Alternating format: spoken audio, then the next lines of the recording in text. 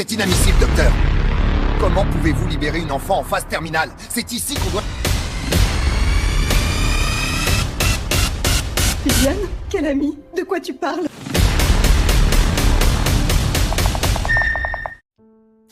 Avouez vos torts pendant qu'il est encore temps.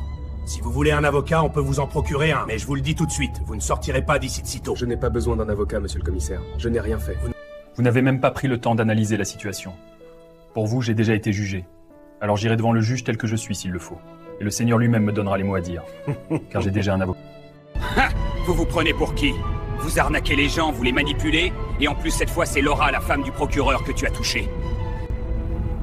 Mon ami, tu es fini. Je n'ai rien fait. Et Dieu le sait. C'est l'essentiel. Tout ce qui se passera sera selon la volonté de Dieu. Et j'ai confiance en lui. On verra bien si... On verra bien si ton Dieu te sortira de cette prison, monsieur le pasteur. Pour l'instant, c'est moi le Dieu dans cette salle. Moi, monsieur le commissaire. Si quelqu'un ne marche pas devant la face de Dieu, s'il est arnaqueur, extorqueur et menteur dans son église, cette personne ne mérite pas d'être appelée pasteur. Un aveugle ne peut pas conduire d'autres aveugles. Allô, maman? Allô, Jacqueline?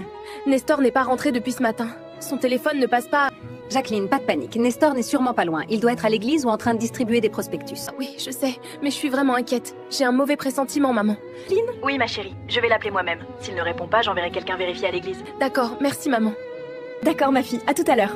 Ah, les jeunes mariés. Une journée seulement et elle panique déjà. Ah, c'est normal. C'est pas toi qui m'as fait dormir sur le canapé une semaine parce que je suis rentré à 22h. Ah, ça c'est différent. Protège mon mari. Il est entre tes mains. Est-ce que je dois appeler la police? En ce moment même, vous avez une fille de 7 ans, atteinte d'un cancer en phase terminale, à l'hôpital.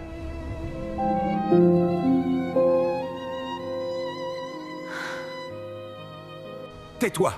Ne parle pas de ma fille. Je sais que tu t'es renseigné sur moi, mais attention, jeune pasteur escroc. Ne joue pas au charlatan avec moi. Ce n'est pas moi, monsieur le commissaire. C'est celui qui est en moi qui vous parle. Vous êtes en colère contre les pasteurs. Parce que vous avez visité plusieurs pasteurs avec votre fille malade, espérant qu'elle guérisse. Vous avez dépensé toutes vos économies, sans aucun résultat. Oh mon Dieu! Alors vous avez perdu foi en Dieu. Et en tous ces soi-disant pasteurs. Et quand Laura vous a appelé, disant qu'elle avait été agressée par un pasteur, vous avez sauté sur l'occasion. Puis-je continuer? C'est à cause des charlatans comme vous que ma fille est condamnée. J'aurais pu utiliser cet argent pour la chimiothérapie dès le départ. Vous et vos semblables, vous m'avez tout pris avec votre soi-disant Dieu qui ne répond même pas quand on a besoin de lui. Commissaire, si vous voulez demander audience auprès du président, et qu'un inconnu vient vous dire « Lay, donne-moi telle somme, je te ferai entrer et le président te recevra », après avoir pris votre argent, ce soi-disant proche du président ne fait rien pour vous aider. Alors dites-moi, est-ce la faute du président qui n'a jamais entendu parler de vous, ou celle de l'homme qui a pris votre argent? Vous vous êtes adressé à la mauvaise personne. Alors que Dieu a dit c'est. Invoque-moi, et je te répondrai. En plus, vous les avez payés pour quelque chose que Dieu fait gratuitement. Car on ne marchande pas avec Dieu. Vous avez reçu gratuitement, donné gratuitement. Tu dis que je me suis adressé à la mauvaise personne? Dieu n'est-il pas partout? Commissaire, si je suis ici aujourd'hui, c'est parce que Dieu vous a entendu. Il connaît votre douleur. Et votre douleur deviendra un témoignage. Allez en paix. Dès que la plante de vos pieds traversera la porte de votre maison aujourd'hui, vous n'entendrez que des cris de joie. Car Dieu vous visitera aujourd'hui même. Tais-toi, menteur, vous êtes tous des menteurs. Lève-toi, tu pars en cellule, ordre du procureur. En attendant la décision du juge et le procureur qui ne va pas tarder. S'il vous plaît, appelez ma femme. Dites-lui que je suis en prison. Dites-lui de ne pas s'inquiéter. Viviane, chérie, maman va aux toilettes se débarbouiller un peu. Je reviens tout de suite, d'accord? Viviane, Viviane, descends de ton lit, viens. Qui êtes-vous? Comment vous savez mon nom? Viviane, pourquoi es-tu couchée sur ce lit? Parce que papa et maman m'ont dit que je suis malade et que je dois obéir au docteur pour vite guérir. Monsieur? Viviane, qu'est-ce qui fait fuir la maladie selon toi? Je l'ai appris à l'école, c'est l'opposé, c'est la santé. Mais à cause de ma maladie, je ne vais plus à l'école. Tu as bien parlé. L'opposé de la maladie, c'est la santé. Alors si la santé est là, la maladie disparaît. Bravo, tu es très intelligente. Je suis la santé, Viviane, et je suis avec toi. Ta maladie est partie. Quand ta maman sortira des toilettes, tu lui diras que la santé t'a visité et que tu es guéri. Tiens, prends ces bonbons.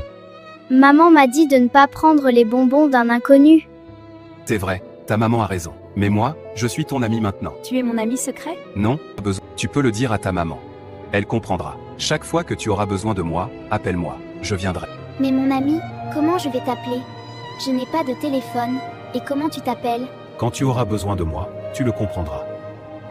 Mon ami, tu n'as pas répondu? Comment tu t'appelles? Il est passé où? Viviane? Viviane, comment tu t'es levée de ton lit? Comment tu es debout? Tu as l'air en parfaite santé. Maman! Maman! Quand tu es allée aux toilettes, j'ai eu un ami. Viviane, quel ami? De quoi tu parles? Comment est-ce possible que tu sois sortie de ton lit? Tu étais sur le point de... Maman, il ne m'a pas dit son nom, mais il m'a dit qu'il est la santé. Et que ce lit est pour les malades, pas pour moi. Maman, depuis qu'il est venu, je ne sens plus rien. Maman, ne pleure pas. C'est mon ami. Il m'a dit que quand j'aurai besoin de lui, je l'appelle et il viendra. Maman, il m'a dit tu comprendras. Mais il m'a pas laissé son numéro ni son adresse. Comment je vais le contacter? Jésus, tu nous as enfin visités. Merci Jésus, merci mon Dieu, merci pour ta visite. C'est inadmissible, docteur. Comment pouvez-vous libérer une enfant en phase terminale? C'est ici qu'on doit chercher la solution, pas à la maison. Calmez-vous, monsieur. Comment elle sort l'enfant de l'hôpital sans même me signaler? Papa!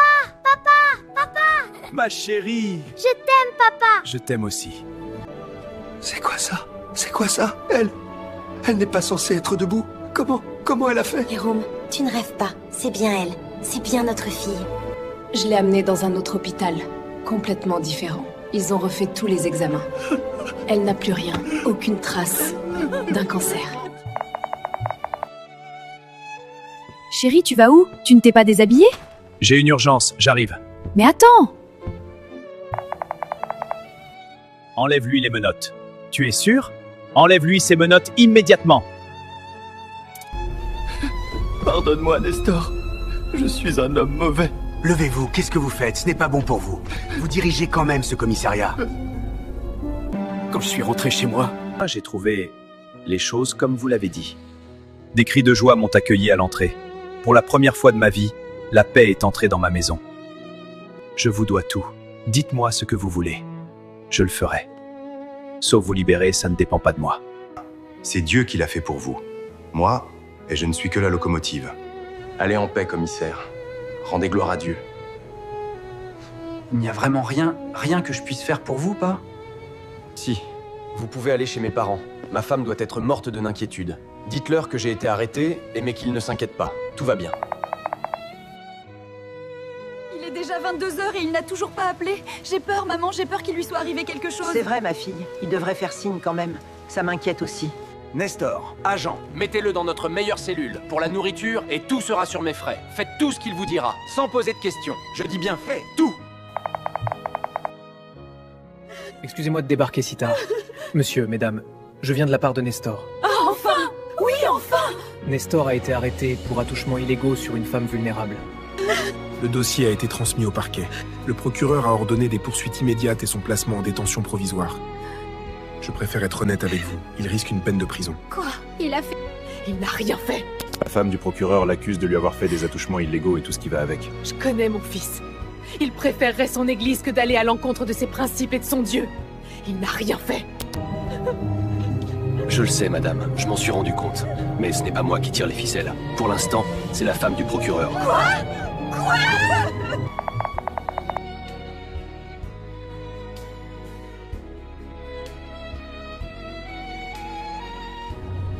Vous avez vu? En venant ici, cette petite église là-bas, à peine ouverte, même pas 10 fidèles, et son pasteur pris en flagrant délit. Je vous l'ai dit ici même, le ministère, ce n'est pas fait pour tout le monde.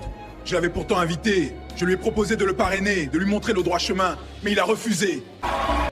Parce qu'un bandit reste un bandit dans l'âme. Que cela vous serve de leçon.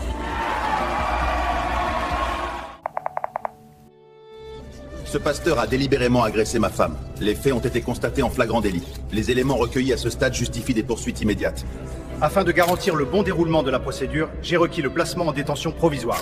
Décision confirmée par le juge. La justice fera désormais son travail.